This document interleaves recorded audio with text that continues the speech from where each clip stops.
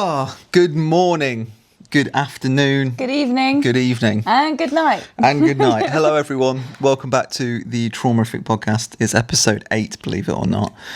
Oh my gosh. I know. Are we What should we nearly do at for 10?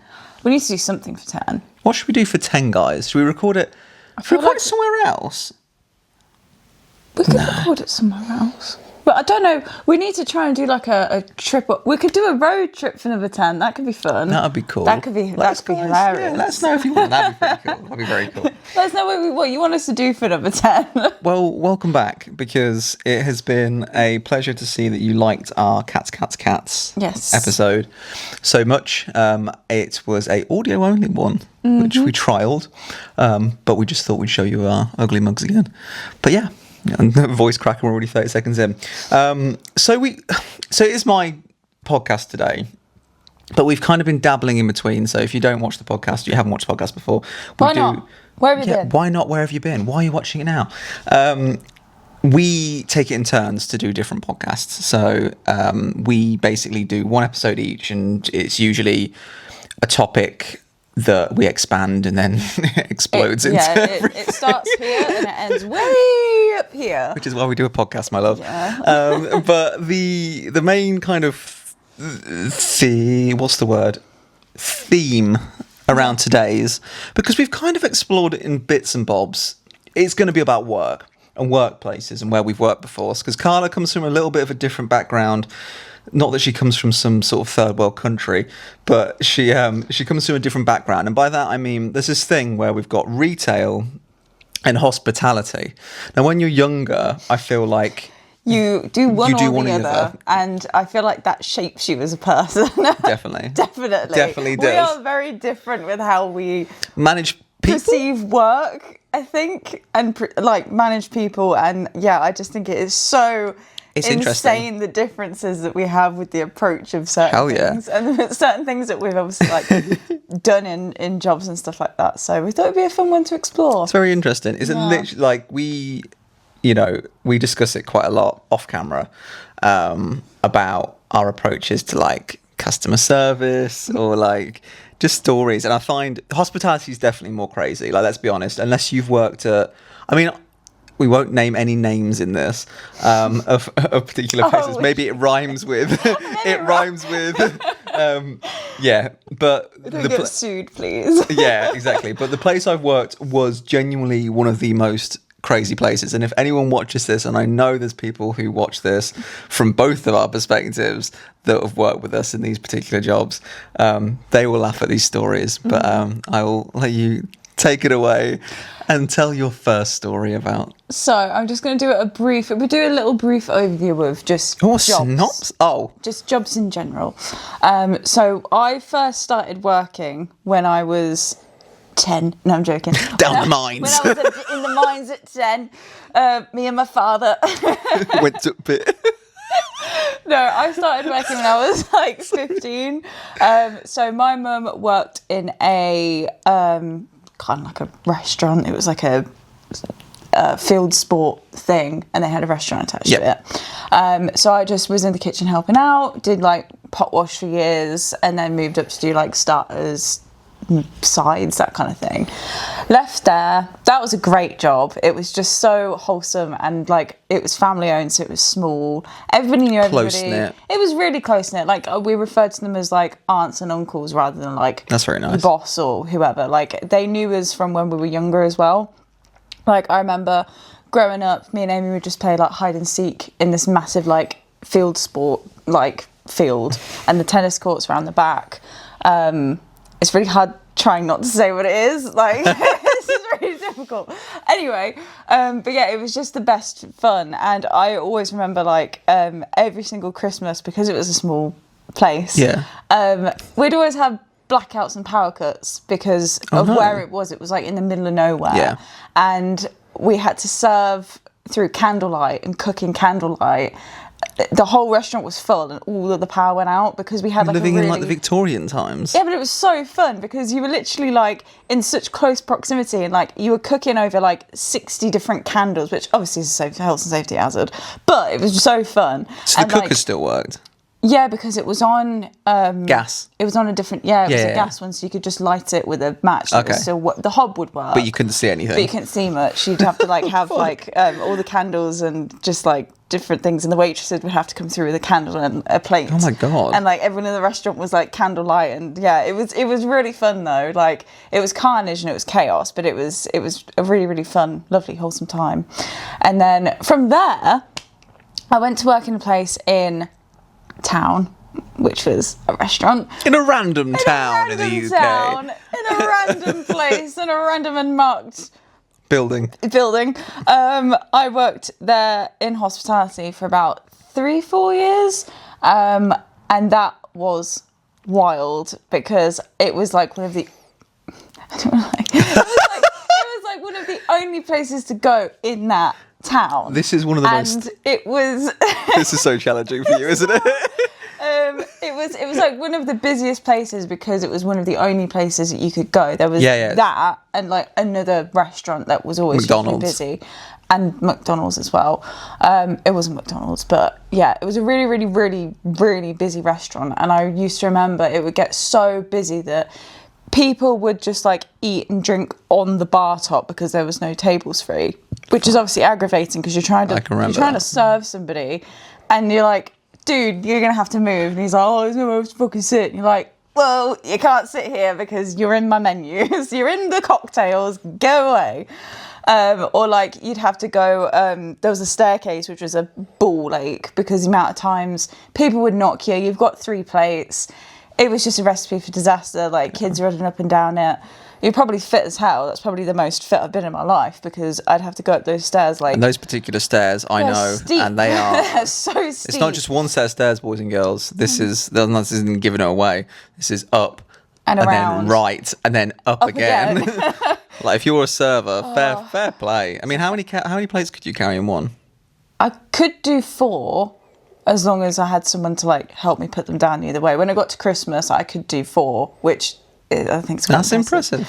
But the best thing was we had, oh God, there's so many stories from there. There's the time that when you work in hospitality, when you first change a barrel is an experience that I feel like everybody's ballsed up.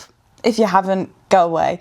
Everybody's ballsed up. Everybody's got soaked and caked in ale, or like. How do you balls up a barrel? So if you don't, you have to like lock it around the top of the actual barrel, and if you don't lock it enough, and if it starts to, I can't remember if it either hisses or if it doesn't hiss, then it's on wrong, and it literally just like it'll just like explode. Basically because they got gas in them. Yeah, it's something to do with the keg, but because you're hooking it up to the gas to the pump, it's going, oh shit. Yeah, like the amount of times if that wasn't done right, you just get absolutely soaked, or you'd be then in like ale for the rest of your shift, and you're like, great. Fuck. Literally, it was awful. I remember like carrying these plates upstairs once, and it was Christmas, and because it was so busy, someone just literally chucked these plates at me, so I literally was carrying upstairs like, ooh, because it was so hot. All of my forearms were like glowing red. I looked like bloody Hellboy walking up the stairs because you just had to kind of just take it and go because it was so like quick. But I feel like that job in general helped me or shaped me because I feel like I can react to things so quickly now. Like every other job. Yeah, you are very reactive. It's a bit of reactive work, right? Yeah, so you're very good at that. It's very quick to be like, okay, right, I can do this, I can do that. That's going to affect that. Blah blah blah blah. Bam, let's go. And I can batten down the hatches, and I can do hell. I've worked in hell. I've been in the pits. I've been in the lines. Worked in actual hell. That's what that place was. Just because it was so busy, it was fun, it was great. It was so busy. As a customer of this establishment, I stopped going there because it was so busy, and I think a lot of people generally just were like, I ain't waiting 2 hours for food. No, I remember like on Saturday and Sunday mornings we had queues around the corner for 9 a.m. We walk past it now, and it's nowhere near as busy since COVID, and like no one eats or stands at the bar now. I remember at Christmases, you wouldn't be able to even see the door. It was that busy. You couldn't walk up the stairs. It was just absolutely manic. It's hell in there. It was hell in there, let me tell you that. But yeah, from that, I then went to work for another establishment, unbranded, which was, how do I even describe it that was without giving it away? Well, I think before you go on to that establishment, I think would you say that hospitality, it's just a from rite what of you passage, know, exactly, it's a rite of passage to you. Rite of passage. But for someone like me, right, I have never done it. But I feel, because you haven't done it, again, your work approach to me is completely different, because I'm used to like it being mental and crazy and hell and whatever, and I know that customer service and like retail gets busy. Yeah, I just think it's just a different breed. It is a different breed. It is just one of those, I think, where like the thought of standing there and just going boop boop boop makes me want to like, no, I can't. You still have busyness, and I think you have it from an extent of I feel like I probably had more people get arsey with me than you probably did. In terms of like, because it depends. I suppose in hospitality, it depends where you are, right? If you're management, everything gets escalated to you, right? So with being like a till boy, what are you, till staff? A bag boy. Being till staff are like 16. They don't care you're 16. They do not care you're 16. They think you are a fully capable male adult, and you need to grow up and put your big boy pants on. And I was there for the opening of the store, and I would only say that the opening of the store for the first 6 months, it was one of the most relentless things I've ever done. It was hell. Still to this day, one of the most relentless things I've ever done. It was horrible. It was more so the fact that there was no control. Our boss was absolutely shite. Absolutely shite. I don't work there now, I don't care. Sack me. But like, our boss was awful. And the actual place was queues to the back of the store. Now, this is a very big department store. So as you can imagine, the building is very big. It's very hard not to do this. But I mean, there's so many different stories and stuff which, I can get onto. But like, from my point of view, I still think that hospitality is more for. I know that I don't know if I'd want to exploit our kid to hospitality, but I feel like it. They have to. I feel Sink or swim. It's a rite of passage. Yeah, it is. It pains me that there's like, you exist, for instance, and you've never done. I thought that everybody started in hospitality. Like, you probably thought, oh, everyone's done retail. I haven't ever actually like done retail, which is weird, because I wonder what it would have been like if I'd not done it. Because the only reason I got the job was because my mum drove past the job centre and saw there was a poster up saying new store opening soon. God, how long ago was that? This was 2012. Oh my God. I've never applied for a job through a poster. So there was a poster on the wall of the job centre, and she drove down the street that the job centre's on, and was like, she texted me saying, the camera died. The camera died. So, as you can tell, because we're in completely different clothes. It's completely different clothes, and we were talking about retail and hospitality and the differences, and how Carla has done hospitality and myself doing retail, and she was telling us all about the stories about the nightmares and the amazing stairs of the establishment that she worked at that we're not going to name, I think I'm not going to debate with you in this and say that it's any different, but I would like our child to go through hospitality. They have to. They've got a graft. They've got a graft. And their stripes, they've got a graft. They've got a graft. You know what? Like, I think, it's probably the same for you, but I feel like hospitality, it kind of, any first job shapes you. Yeah. But confidence-wise, in college, I was very, very, very, very, very quiet. I did not really speak to a lot of people. I wasn't very outgoing. I had a very awkward like presence with people. Because obviously I was just a kid, like everyone's awkward at that age. Yeah. But then working in hospitality, it just kind of blossomed me. And I was just so confident. Really nice. Like I'd literally walk around like, oh, hey, how are you doing? How's your day been? And I just have like laughs and jokes with everyone. And it was really, really fun. Just from like a development point of view. Sorry, I'm just hearing dinging. I think that's because we've got 200 followers on our Instagram. Sorry, I'm going to throw... Hang on, let me just throw my watch. Let me throw my watch down there. That can go away. Because it keeps buzzing. And making noises. So... People... Right, I'm just going to say... People who spam on Instagram... do my head in. And if you're listening right now, I have just chucked my mobile device and my Apple Watch. Why have I said Apple Watch? Well, that's so weird. I've just chucked my phone because we have this cat page, right? I'm only going to briefly tangent off. We touched on the cat page last time because we had loads of naked people following. We did, yeah. But the one problem I've got... I mean naked cats. Yeah. Accounts. But they're called like naked ladies and things like that. If you want to watch the episode, it's the last one. Cats. The problem I have, right, is people, when they want to grab your attention on Instagram, they'll spam like all your posts. This happened to me a few days ago at 2:00 in the morning because they were obviously maybe stateside or something like that. It was so irritating. I woke you up. You were more irritating, right? It was on my phone and my phone was on the pillow next to it. Yes. It didn't wake me up. I was asleep. And then all of a sudden I just get this loud, annoying noise go, yeah, but... Oh, God, your phone's going off. Your phone's going off. I'm like, okay.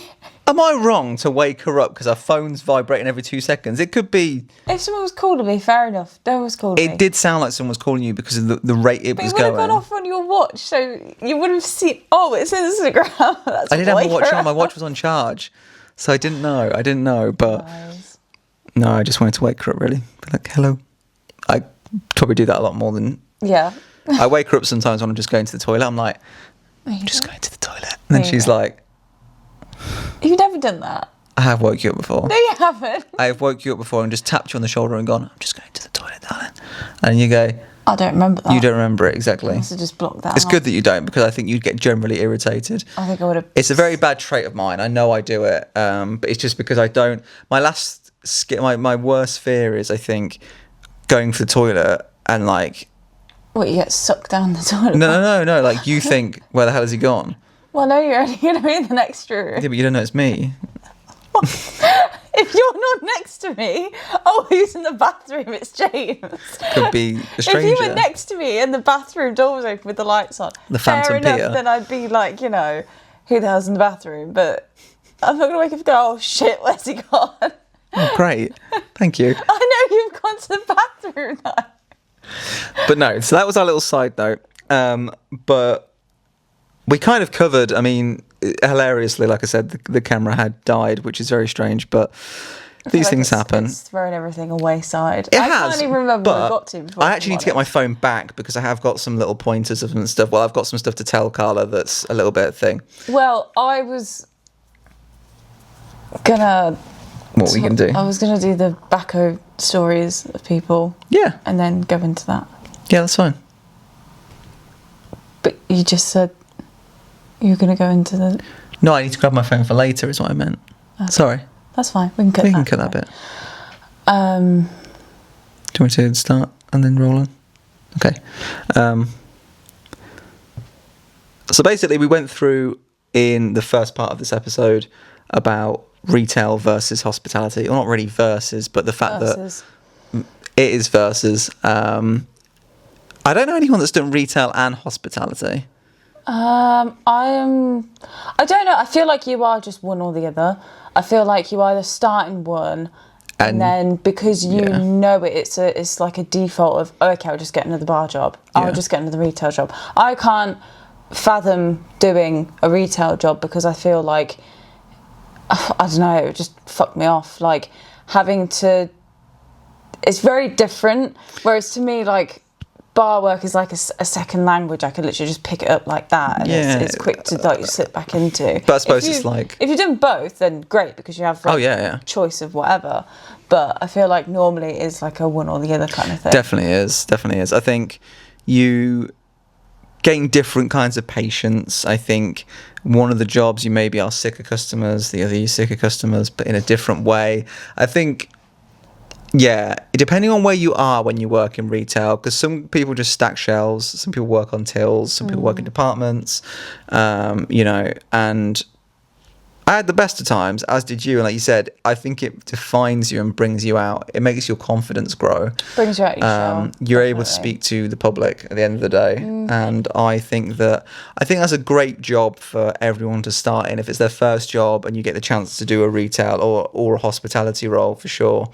Hospitality more so, and I've never done it. But just because I know Carla's done it, and I know a lot of people that have done it, I think you gain a lot of skills, more so than retail. You get a lot more time management, you get a lot more coordination and things like that than you wouldn't do with a retail job. Yeah, I feel like it's that reactiveness. I mean, you're not reactive to things. I think that's a You can throw a ball at me, it's going to hit me in the face. No, not like that. I mean, like, you're given a task and something's gone to shit with it. How do you fix it? You struggle in that sense, but then I'm quite strong with that. But then there's other things that you're really good at that I'm like quite weak with, which I know is just people anyway. But I feel like it does shape your reactiveness to respond to. Yeah, you're either a proactive or you're reactive. I think if you're both, you're a god. You're a capacitor free. But you're either reactive and proactive. And proactive, I think, was more of the fact of, I'm putting stock out for the next day. I'm thinking about X, Y, and Z. Whereas like you're thinking your job at that time, everything happens there and then. So it's what's going to go wrong, what's next. But it's all in that shift. Yeah. Whereas like me, I had that, but because it's a little bit more easygoing, there's not that initial reaction. And there's like maybe one or two issues that, I don't know, a customer complaint or a customer slipped over in the aisle or God knows what. Did that ever happen? Yes, we had, can I say this on the pod? I can say this on the pod, right? Yeah. So we once had a lady who broke her elbow, 92 years old. And she... Did no one not put a mopping the floor sign down? Did you not put the mopping? No, not me. So is that what happened? There was a 92-year-old woman, and I was 17 at the time. It was a 92-year-old woman, and she was walking down an aisle of textiles. Now, textiles wear is like cushions, right? Okay. She falls on a cushion. No, she fell, and as she fell, she tried to grab onto something, but she put both her hands out, cleared both shelves of pillows. How did she not fall on a cushion? And one of my colleagues found her in a pile of cushions on the floor. Oh, bless her. And she broke her elbow. I mean, she should have been... When I first heard that story, I'm very glad that I'm saying it so professionally now. I pissed myself. It was one of the funniest things I've ever heard. And I was in the store when it happened, and everyone's there like, oh my God, is she okay? Is she okay? Right. I know she's 92, and I know it's really bad, but my God, it's one of the funniest things ever, because all I can imagine is my weakness is people falling over. You're laughing at people falling over and like slips and falls and stuff. I don't know why, like it's not something that tickles me, but with you it's like God, yeah. So many people fell over. There was a person who I fell over. You know penny board skateboards? Yeah. So the floors in like shops, it's like a very glossy floor, right? So I was pissing around, and I can't skate, and I thought, maybe I'll try it. I really wanted to, because I was like 17. I really wanted to learn how to skateboard again. Yeah, I tried when I was younger. Oh, like you? Okay. And I couldn't. I just kept falling off. So I was like, I got too scared of it. So I got a penny board, and I was like, which is the smaller ones, and was like, oh, okay, I'll try it again. So I did. Literally stood on it. I remember someone looking over at me and going, oh, you're right. And I went, yeah, you're right. I literally went straight back, landed on my back, and was like, I'm never going on a skateboard again. There was so many. The stairs were really bad in that place as well. Really bad. They had to like tape the stairs, which was definitely against health and safety, because like the fronts of the stairs were like coming off. Yeah, I remember that. Like awful. It was like warning tape. Because someone fell. So another lady broke her arm, elderly lady. I don't think she was only like 70, 80. But she fell down the stairs because the front of it came off as she went down. The step? Yeah, the step came off the front of it. Who, like, made that building? Ridiculous. So bad. And that was only like 5 years old. The building wasn't even old. Oh, God. Like, so bad. So bad. But, yeah, loads of stuff. I had... do you remember when segways were a thing? Yeah. The hoverboards. The hoverboard things. Did you think you could segue? No, I could segue. I used to face up. How can you segue, but you can't You would have been turned on seeing me segue around that thing. You wouldn't have. very much doubt that. Yeah, you definitely wouldn't have. But I used to love those Segway things, and I used to go all the way around the shop floor, on the top floor, doing all the Christmas stuff. On a Segway? On a Segway. I used to love it. I used to absolutely love it, because when you know how to use one, it was so fun. Because I'd literally just go down all the aisles, like going, yeah, sick, cool, like do the facing up, zoom backwards, do that. And I was like, this is so cool. And then this old woman was like, oh, give me a try. And she works there. And I was like, I don't think you'll be able to do this. Oh, no. And then she was How old like, was she? in her 60s. But she was quite physically fit. She was quite like a small lady. Did she know what to do? She didn't know what to do, did she? She got on it and she sat there. And the problem with Segways is it's all about balance.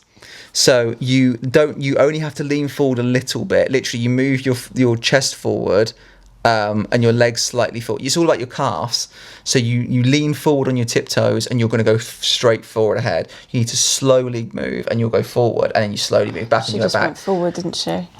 She didn't just go forward. Oh, no. She went back, forward, back, forward, back, forward, because she kept going like that. And all I saw was her go like that, and then she went straight off it. The Segway flew down the aisle. She landed on her bum, and she was so embarrassed. Her face went bright red. I was like, again, someone who finds stuff with people falling funny.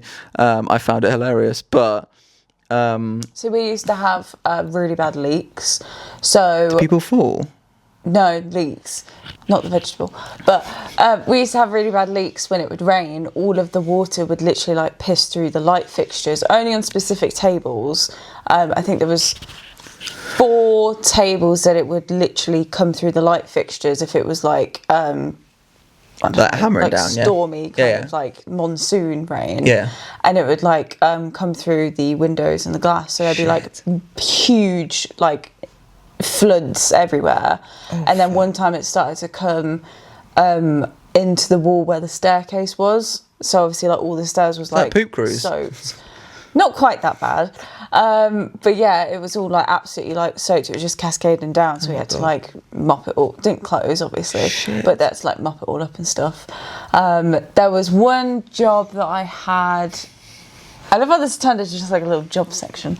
There was one job that I had. I'm trying to think of like other stuff now.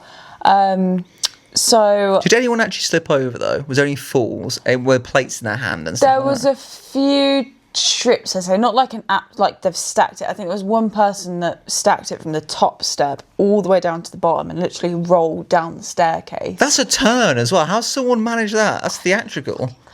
But it was on like a really busy, like a Friday, Saturday night.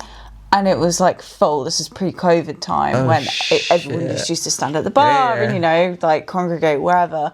And we only knew because the music was so loud as well. We just had this massive thud. And then when they came down, everyone was like, fucking hell, you are. And everyone just like gathered round. But yeah, the amount of times as well, because it was like with the 2 floor. Yeah. Again, Saturday, Friday nights, people are drinking and girls are in heels. And if you wore heels up those steps, you were, that's another breed. I don't get how they ever did that. But yeah, there was like a few people like trip or, you know, trip up 2 steps or something. There was one time, which was hilarious. Someone was carrying 2 bowls of like chili or whatever. And those type of dishes came in really heavy bowls and really like deep bowls. Yeah. So you'd have the bowl and then it was on a plate. But you could only really carry like 2 max because they were really heavy. And this person came, was it up or down the stairs? I think they were going up the stairs, and somehow they tripped on one of the steps and literally like through the whole thing. through 2 like full like deep dishes full of chili, like with the rice sauce, cheese, jalapenos everywhere. Not the jalapenos. It just went like that, and literally there was just rice and food like everywhere. Shit. That wasn't good. That's bad. There was one person. This is really bad. Was I there for that?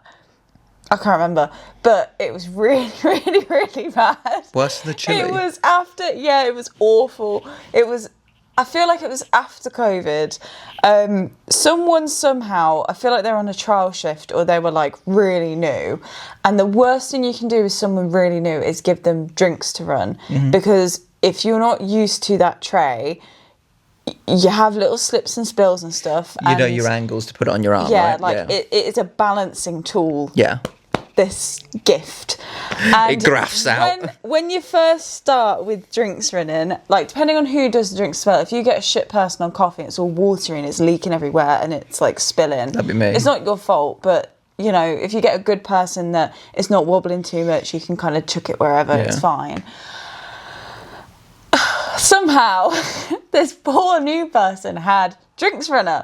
Oh, no. And they were taking a coffee to this guy on this table, like working from wherever. He had his laptop up, he had his notebooks, he had, you know, his whole little station there. And they went to put the coffee down, and I can't remember if they like leaned and knocked it or if they literally just put it down and the mug just fell over, but they spilled. I don't know if it was coffee or just like a drink all over this guy's brand new, like, I don't know if it was a MacBook, but like laptop brand new laptop. Oh, fuck. And yeah, that was not good. They had to reimburse him for a new laptop because naturally it literally was he fuming at the time? Oh god, yeah, you would be. He was literally like, I don't think he knew how to react because initially I think the person kind of was like and just kind of stared, and then they came over to the supervisor on shift and was like, kind of annoys me though, like, and then the guy obviously kicked off and was like, ugh. I can see that it kind of annoys me though because like, but if you don't move your shit out of the way, if it was a case of they had nowhere to put it and you aren't helping them, it's kind of a two-way thing. I find it quite pretentious, not gonna lie. I don't like when people bring their laptops into stuff. Oh, it's irritating because in that place there was only literally like 2 plugs, so they either sat upstairs by the door in the corner, that was plug socket 1, and plug socket 2 was down the front in the window.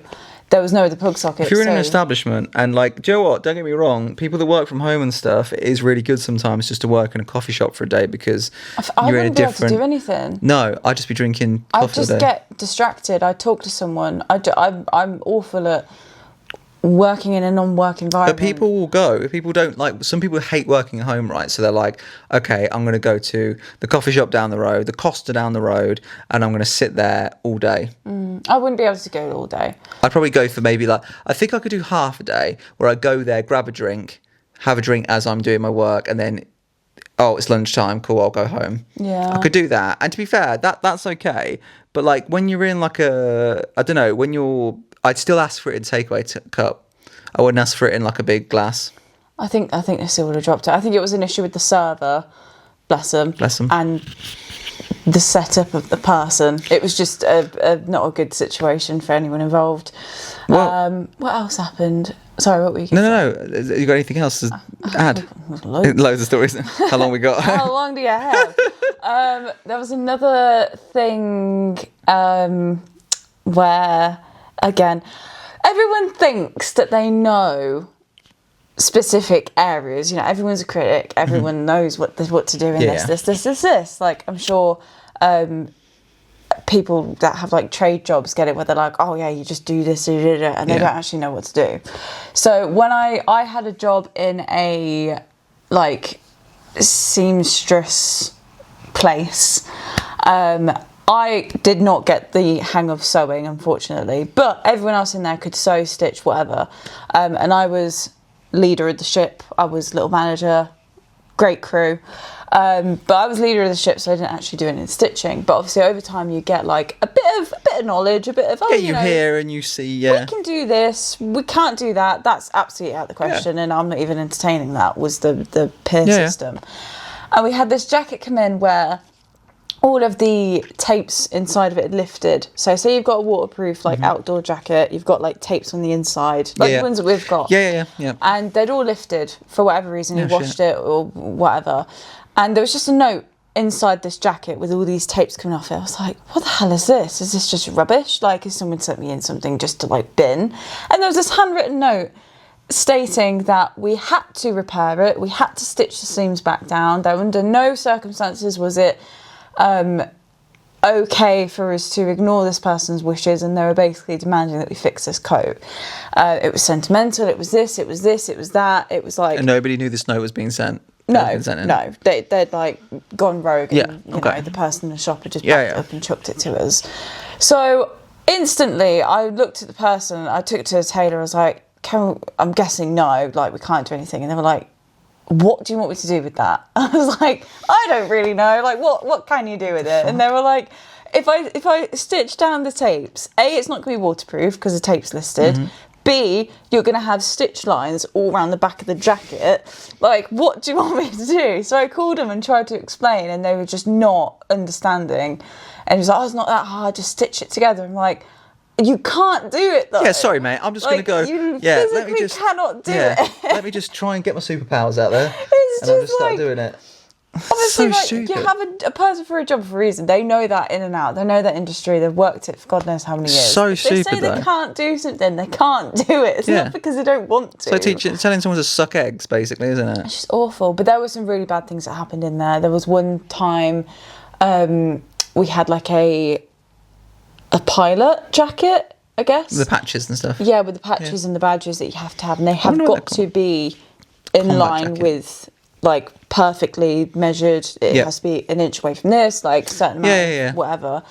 And someone literally just sewn all these badges on randomly, sent it off, and it came back with this really angry note basically saying, like, what have you done? What have you done to my coat? I need it to look like this. So we had to unpick it all, but again, it had all these like hole marks, so we had to pay out for a new jacket. And I just looked at the person like, fuck. Just tell me if you don't. That's bad. Like, that's really bad. Yeah, that was awful. And then there was, oh God, there was so much bad stuff. There was like zips that would go in like upside down, or they'd put in, oh God, two-way zips were the worst. No one. I can't do up two-way zips. No one can use them. That's the problem. Two-way zips should be illegal. They are not cool. No one can use them. I don't understand why. You have to do mine up. There was a tie that someone wanted to like hand stitch the back of it because it came undone in the drying. Yeah, okay, yeah. And like tumble dryers, and someone literally put it into the machine and went zit. So again, they had the stitch line in the front of it. That was brilliant. Yeah. And then the other place was more just like gross because it was more like cleaning things. So things just came in like absolutely grim, like bedding and. Yeah, not so nice stuff. But it made me realise how to spot a fake. Because the amount of times that they would bring in like Canada Goose jackets, but they were fake ones, or I think they're called like moose knuckle jackets, which are very similar. They were a lot of fakes of them. Yeah. Bags, like Owen and other people do with like the bag cleaning. You can spot them quite a lot. Yeah, it was quite interesting because these like a lot of the brands I didn't even know like existed. It's usually the made in label that is a lot of them that are made in like Vietnam. That a lot of them will say that, and if it is that, 9 times out of 10, there is factories out in Vietnam, but that will be not the real ones. Yeah, there'll be particular ones. And again, if you want to find a real label, a care label, you can just Google like correct care label. And now, like I said, there's a new thing that they had. I don't know how long this has been a thing. I think it has been for quite some time now. But they have like a QR code. Like I said. Or like a little holographic label. So they make everything. Football shirts have it as well now, because obviously people sell fake football shirts. So it's like you have to scan the QR code and it will bring you to that brand's website and it will say this product is verified, la la la la. But fakes still have them on. Because I have, what do I have that's like a fake item? I don't think my North Face jacket, my orange one, my dad got it me, so sorry Dad. But I'm pretty sure he bought it off eBay. I don't think it's real, but it's got a QR tag on it. Oh, weird. So... The best ones were the bags though, because there was a bag. Do you remember the Paul's Boutique bags? God, yeah. The little charms on the side, those fucking plastic charms. One of those came in for cleaning, and they were making out as if it was like a Gucci bag, right? All of the description, and they charged it whatever amount to get like sorted. Yeah. And it got absolutely ruined in that machine. It did not come out alive. No. So I had to call them and be like, "Hey, this has happened. Sorry." And she was horrible. She literally was acting as if it was like a £1,000,000 bag. And I was like, it's a bag. What did you expect was going to happen? Like, what do you want me to do? But yeah, like the other thing as well was nicknames. So there was a lot of nicknames that came from certain jobs. I'm sure you had a bunch of people. You, lovely lot, obviously have a bunch of people. And if you have us on Instagram, if you don't, jump on it. We put up a story the other night about getting some extra names in off the back of a conversation we had about work names. We love nicknames. We think names, and sometimes nicknames can be, I call Carla Carls. Yeah. And she calls me Jambon sometimes, which is ham in French. It is. But we're talking about nicknames that are a little bit further than just abbreviating your name a little bit. We're talking about ones that actually mean something. It's just hilarious. So we got some great ones. There was a bunch of ones. Obviously, again, working in hospitality, people get known for maybe their order or what they do when they're there. And there were specific groups of people that I will never forget because, and I feel really bad because I only know them as these people. They never had. I didn't know what you don't know what their real names are. Which makes you think, am I known as something in like a restaurant or something? Because I probably am. Like everybody is. So yeah, the first one was there was an older gentleman that used to come in and he'd order like little side dishes, and one of the side dishes that we used to do was like you'd have your squid, you'd have hummus, bread and whatever, and he'd always order a little pot of squid, no matter what the day, the hour, the weather. Could be breakfast. Literally all day, whenever he'd come in, random intervals, it would be squid. And he was the type of person that once you spoke to him, he knew everybody. He was, he was into... Was he like a local as such? Kind of, but really annoying one. Like you couldn't get away from him if you entertained talking to him, which sounds really horrible, but when you are really fucking busy, you can't like have a half an hour conversation just about, X, Y, and Z.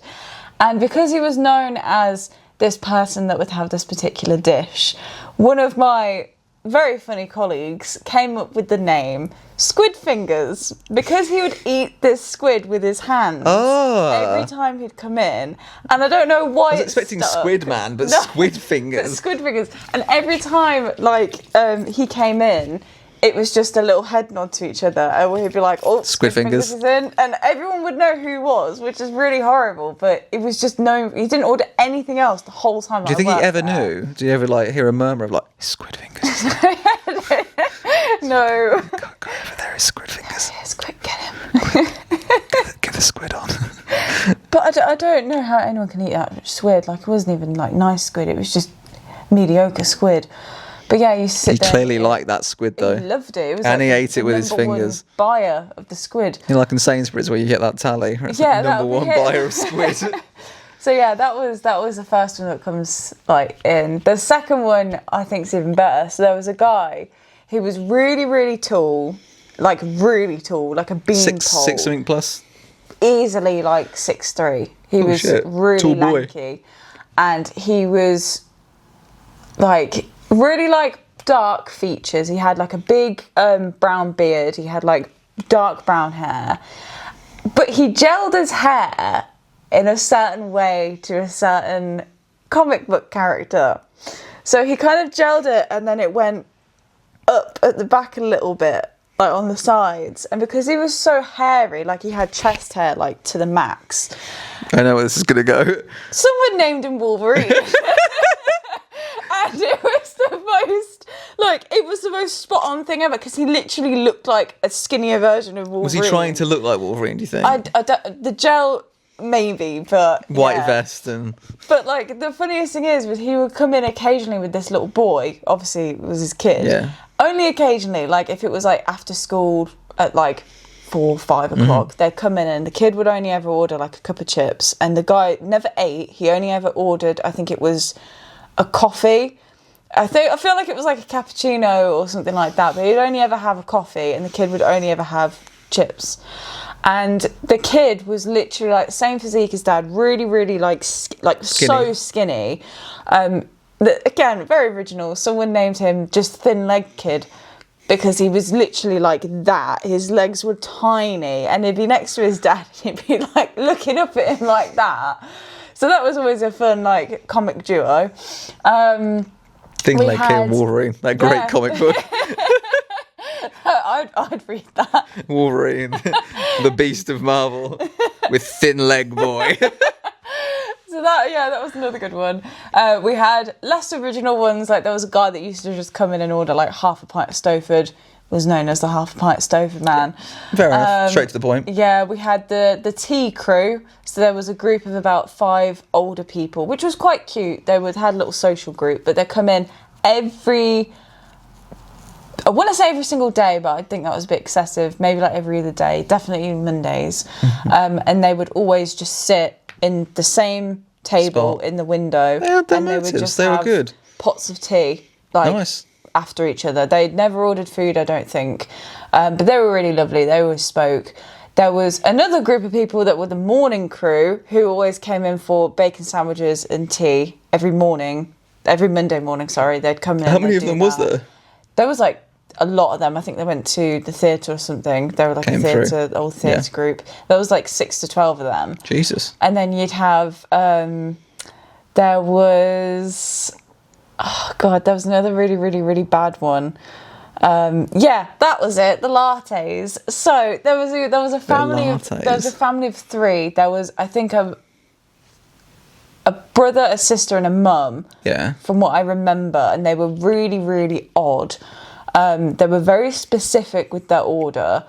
Like they had to have boiling hot lattes, and even if we like put the boiling water in the cup and then made the drink and then emptied that out, the mugs were like boiling, they would still complain and say it wasn't hot enough. So it was really aggravating when they'd always come in at like 5 when you typically switch off the coffee machine.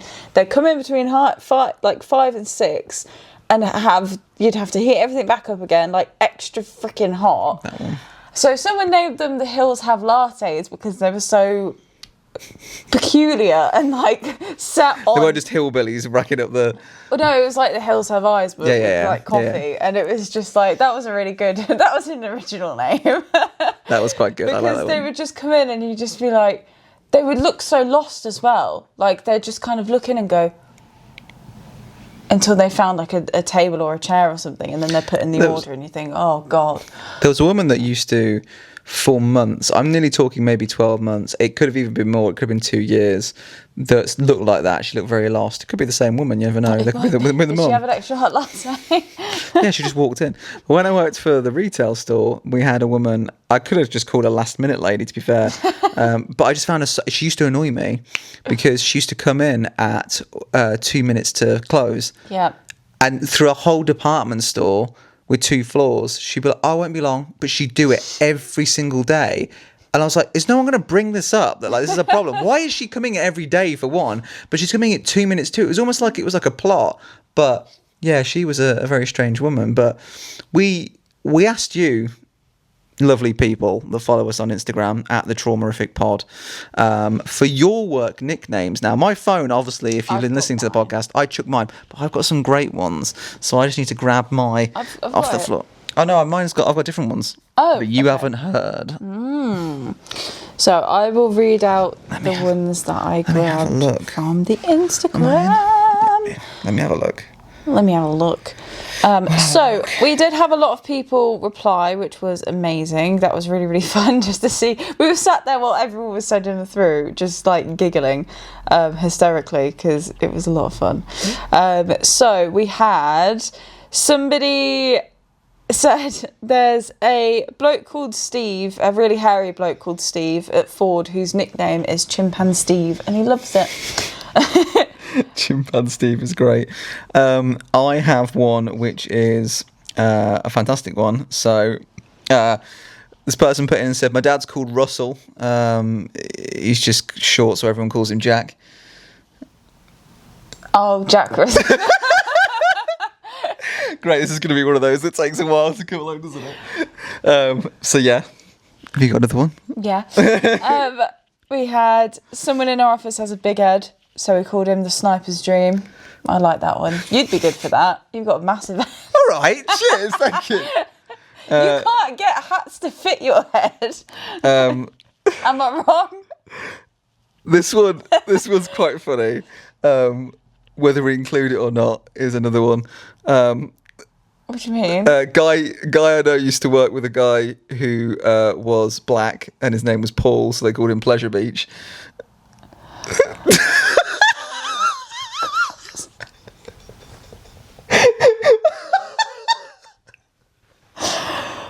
I thought that was so. I was crying. Who sent that? I forgot who sent it now, but I was. We were on when we got these right. We were like in bed, and I was telling some of them to you, but I saved some of them. But yeah, Blackpool Pleasure Beach.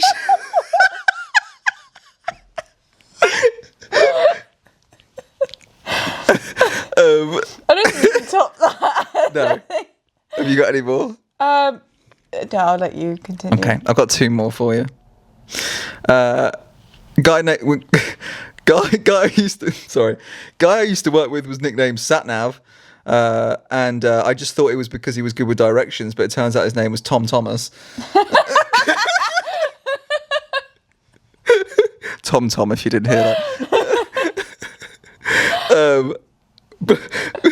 I know you'll like this last one. Bloke I used to work with called Wayne Bruce works in our office, so we named him Man Bat. Fuck's sake. Sorry. Wayne Bruce. Yeah. The Batman. Wayne Bruce, so they called him Man Bat. I love those. They are my favourite things. I think. You know what? Like it really annoys me as well because with my name, you're the same, like James, Yeah. unless it's like Jam, that cottoned on pretty quick. Like you have a few nicknames, but Carla, you can't really snip it down because it's just one word. I just call you Carl's and you say Jam. Yeah. But like, I think it's more like labourers' sites. They always do it. There was one. Oh, what was another one? I wonder what our nicknames would be. I feel like mine would definitely be like, I don't know. There was one. I'm very forgetful. I'd probably be called Dory or something because I literally am. Yeah. To be fair, so you are. Forgetful. There was one where it was a guy called Sensorlight, and he only worked when you walked past him. That's quite a common one. But my favourite one, and I love this, and it's a very commonly heard one, but it is the electrician that looked like Elton John, so they called him Socket Man. Yeah, I love that so one. much. That was crying when you told me that. I think I heard that in joke form, and then someone transformed it into it. But these nicknames are great. If you have any nicknames, please still send them in because they are one of my favourite things. I love the podcasts that go through them. My favourite one years ago was the Sniper's Dream one. Yeah. Sniper's Nightmare was another one as well. A guy would walk with a limp. I think maybe Blackpool Pleasure Beach might be a tougher one. Oh, God. Oh, dear. But anyway, yeah. I think the deliverance on that was pretty good. That was 10 out of 10, I'll give you that. That's a few clips and a 10 out half, of boys 10. and girls. We're going to get a few clips out of that. Make sure you follow us on TikTok for that one. But no. Do you still have the wheel on your phone? I do have the wheel. What is the wheel? What do you mean, what's the wheel? This is where you explain to everyone that's maybe not watched before what the wheel is. I should know people that haven't watched before. Exactly. That's the right answer. But if you haven't seen it before, we have a little wheel that basically me and James will spin the wheel, obviously, and then it will either say James or Carla, and then we just each get to expand on a traumerific story from our lives, from the archives, so it's even, and that way you get a little story in there as well. Exactly. So we'll spin the wheel.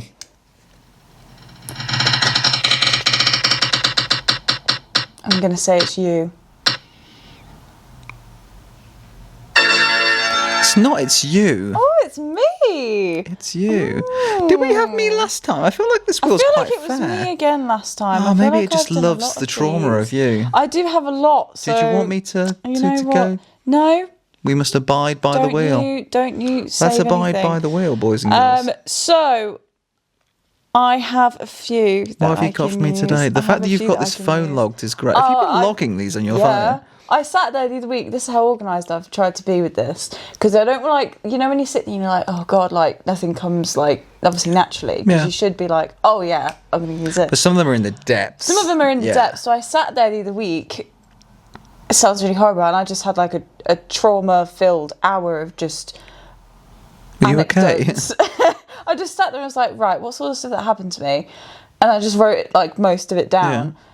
Because it's quite funny because you forget about other things as well. So I've unlocked a bunch of like memories and extra trauma, which was great. Great. That was a sad day. So I've got a sub funny story, and then I've got a very funny traumatific one that involves you. So. Actually, both of them involve you, which is nice because I think all of mine have been childhood ones up to this point. What's of me? Oh, it's brilliant. So, you're going to know as soon as I say what it is. I'll go with the mini anecdote first. So, this is something really, really sweet that you did for me, but it backfired because I didn't realise what was happening. Shock. So, I was sick, obviously. At some point last year, I had a little bit of a sniffle throughout, like, winter or whatever. And I remember waking up in the morning, we didn't have any medication here. We didn't have any like tablets or anything. And I remember messaging you like, oh my God, like my head is pounding. I need some like flu tablets or something because when it's in your sinuses, it's like, oh. Yeah. And bless you, in your normal James Cain fashion, you had done the cutest thing and you left me a little surprise on my car, if you remember. So I get out, stumbling around, not really with it because again I'm head sick, so you know how it is, you just sleepwalk through life at this point. So I was getting ready to go to work, obviously cursing the fact, oh I don't have any fucking tablets, oh my God my head's so sore, blah, blah, blah. I get in the car, I turn on the car, I drive probably about 15 minutes. At this point the speed picks up on my route and it goes from like a 30 to like a 60. And as I'm about to cross over to this point of, I can't really pull over because it's country lanes and it's 60 miles an hour, I see this pill packet on my windscreen wiper that you had put there. When did that happen? Oh, you don't remember doing that? No, I don't remember doing that. So you put a sleeve of, I think like ibuprofen on my window to be like, oh, here's your tablets. Expects me to go to the car and go, oh, look, he's left me a sleeve of like tablets. That's so cute. I didn't realise what had happened because I just got in the car. But then like this instinct, because I needed the pain relief because I was so poorly. So literally it was like, I clocked this silver foil. I thought, what the hell is that? Oh my God, it's tablets. I need them. It's the tablets that I've needed like for the last 24 hours and I'm not going to get a chance to get any today because I'm at work all day. So it was in the back of my head. I thought, oh, you could just stop the car really quick and just get out. Oh no, you could just open up the window and just put your hand. I didn't do any of those. I kept driving. But I had to see them flick off my wiper blade, which was the saddest thing because I needed the ibuprofen and it just fell off as soon as I got up to 60 miles an hour. They're in a field somewhere. They're in a field somewhere, probably. Some poor cows. The sheep's not had them. Yeah, maybe it's not got a migraine anymore, so. Yeah. So that's my little anecdote. It was a very, very sweet thing you did that just, I don't realise stuff like that, so I just got in the car and drove away. And then the other thing is brilliant. So. Does it relate to me? Yes. Am I going to remember this one? Yes, you will definitely remember this one. So, the first year we were together, we were in a one-bedroom flat. We were. And it was really, really hot in this flat. It was summer. It was the peak of summer, some might say. Hot, 32 it was August degrees. time, I think. And yes, it was very, very fucking hot up there. We're on the third floor, humidity through the roof, right? And James didn't have a very good day. We had a bit of an issue with our washing machine. We had a bit of an issue with our washing machine. We're going there. It was there. hilarious, but awful at the same time. Can I do my one after you've explained? Yeah, so okay. I can't really remember too much to it. I knew we were having problems with the washing machine. It was leaking for whatever reason. And James thought he was going to fix it and basically took the filter off the front, but didn't put anything down. Didn't put anything on the floor before this has happened. So he tries to like clean it and help us out.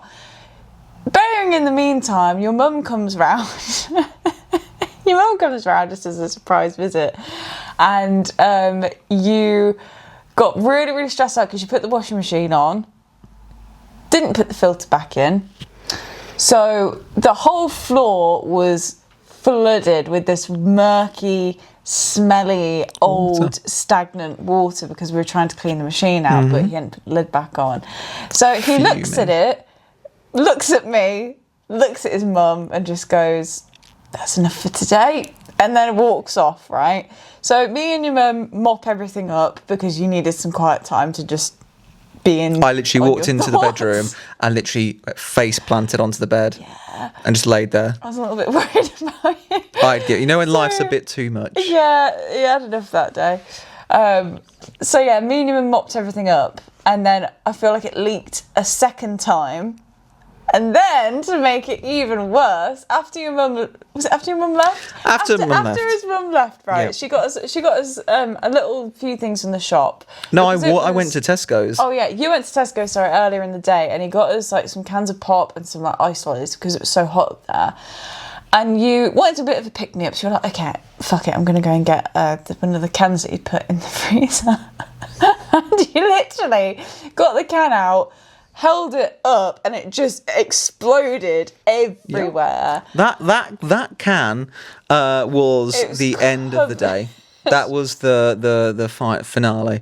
That absolutely was the worst thing. I remember I touched it. Literally was like a grenade. It touched the corner of the fridge and just went. It just exploded. And I just stood there, and you were pissing yourself. I had to mop the floor 3 times that day because it fucking went everywhere. The floor that washing machine was horrendous, though. Like, it was. I remember going to clean the filter out, didn't put anything down, it all gushed out everywhere. It's all gone out, it's tough. So I put the towels down. I then thought, oh yeah, I'll just put the washing machine on. So it goes, all water then starts coming out of the washing machine. And then the can. And then a sticky floor. Yeah, it was. So we didn't have water. We had Sprite. Humidity of in that room, it stank because of the washing machine. The stagnant it was disgusting. Water that came out, and then it was sticky. It took like forever to clean it, and it was hot, so you didn't want to be like power mopping the floor in the peak of the afternoon. Like 34 degrees. It was dreadful. Gross. It was so bad. It was awful. It was disgusting. It was hell in there. It was absolutely hell. It was hell in there. It felt like the fiery pits of hell. That's a traumatic story and a half. So bad. That was gross. Okay, don't worry. I'll just get us some Sprites out of the fridge to make it better. Bang. I was like, okay, it's Does fine. anything else want to happen today? Just put it down, it's okay. Maybe. It's just, honestly, it was unreal. I could not believe it.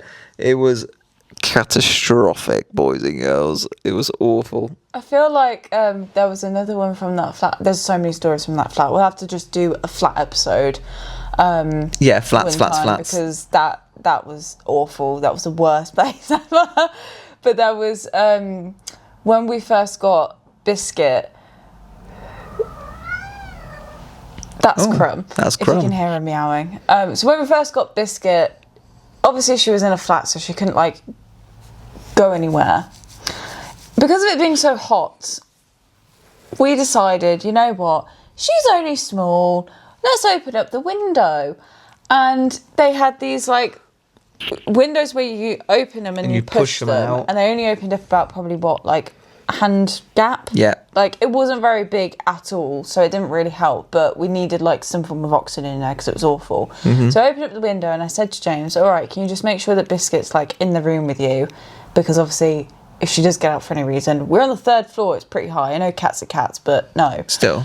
And I'm turning around, I'm doing something, and I turn around and I see the door to the bedroom was like open. And then I looked at you and I shouted through to you, I was like, there's a cat in there. And you were like, oh, no, is she in with you? And I was like, No, and I literally like ran. My heart was like pounding. I've never been that panicked in all my life. It felt like a mother who'd lost her baby, like on the bus or something. I was panicking. It was horrible. Bad. Like literally, I could feel my chest like pounding. I was running awful. around. I was like underneath the sofa, checked the other rooms, checked the bathroom, checked under literally any little nook and cranny I could find. Could not see her for the life of me. And then I look out on literally a little ledge outside of our flat window, and she was out on this ledge. I remember seeing her on there. My heart sank. I literally hysterically was like, Dreamies, the cat's outside. But then you picked up the bag of Dreamies, literally shook it. It was like the advert. She literally came running in off the ledge like, hey. She was not tempted to jump. She was like, I'm coming back here for Dreamies. Thank God. Because, that little madam over there has caused us a lot of stress, which if you listen to the last episode you will hear, but we actually forgot about that story, to be fair. But that was very bad. That was traumatizing because I don't know if she would have jumped, but she slipped, because it was only like a very small window balcony. Fuck, that was bad. That was really, really bad. But maybe we do the next episode on flat flats. Let us know what you think. I've got a lot of stories from the flats. We have. But boycott that was the flat. a beautiful boycott the flat. Yeah, book the flat. I think that's pretty much it. We had a good little thing. What was your highlight for the podcast? Blackpool Pleasure Beach. Huh? Blackpool Pleasure Beach. No. I think just like the whole hospitality versus retail thing, it's quite an interesting conversation because again, everybody pretty sure has done one or the other, and there's a big divide of how I think people are because of like the work and the job and the people and the industry and whatever else you've like gotten used to. And I feel like it's quite fun to explore the mirror of it and kind of go into obviously your side of things and what you had happen, and then my side of things and what I had to deal with. It's a big difference that people don't talk about unless you have a partner or a friend that opens up and speaks about it. But I still think the hospitality is definitely more of a challenge. I'm trying to think. I can't even think of what my parents' first jobs were. I don't think I've ever had that conversation with them. Both my parents worked in retail. Did they? Oh my God, go away. Did the cat just bite you? Yeah, I just got boxed up at my feet. Leave me alone, bro. Live box up. Protect me. Carla is like, if you ever watched Friday Night Dinner, she is like Jim with Wilson though. Like she doesn't like being scratched at all. Like I just let them scratch me. But Carla. Have I ever been scratched? No, because you go. There you go. Honestly, I'd love to be able to film. Yeah, actually, I wouldn't because it's quite bad. But I'd love to be able to film when we groom Biscuit because it's one of the funniest things ever. Carla's like the most. Go away. You are so like. she's a cat. She's not gonna kill you. She's gonna hurt me though. I don't want to get attacked. She's fine. Look, she knows you're feared of her. She's like, I know you're feared. I'm not scared of her. I love her, but I just don't want to get like punctured. Oh yeah, she's slammed me. They both have. She's really aggressive though. She's like proper. Biscuit's got hard feet as well because she's bigger. Crumb hasn't. Really Crumb's a little wimp. Like smacks you. But speaking of smacking, let's smack on into this end. We love you lots. Make sure that you subscribe to our YouTube. You can also follow us on Spotify. Make sure you listen on Spotify if you do, because it's great. It's a big help. Or you get to see our lovely faces on the set. We love you lots. We hope that you tune in for the next one. And as always, the siren is back. Siren. We never. Siren. It's always a good episode when we do a siren. They're always there. Always. That's why. Every single episode, there's a fucking siren. There's a helicopter, or there's something. It feels like we should just call this like Most Wanted. Yeah. We're fugitives on the run. I think it's because it's a link from like Leicester to. Yeah. It's like a main. Everyone just kind of goes through this thing. Crime everywhere. Crime. Anyway. We love you lots, and we'll see you in the next episode for our 9th episode. Whoop, whoop, nearing on that 10, baby. Whoop, whoop, whoop, see you later. Whoop.